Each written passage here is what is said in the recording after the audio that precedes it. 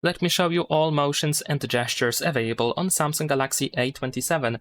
So in order to find them, you just have to open Settings, then we're gonna scroll down in here, and you want to go to Advanced Features. Now over here in Advanced Features, you should be able to find the Motions and Gestures menu, where we have Lift to Wake, we have Double Tap to turn on and turn off screen. We can also enable Alert when you pick up the phone, when you miss a call or a message.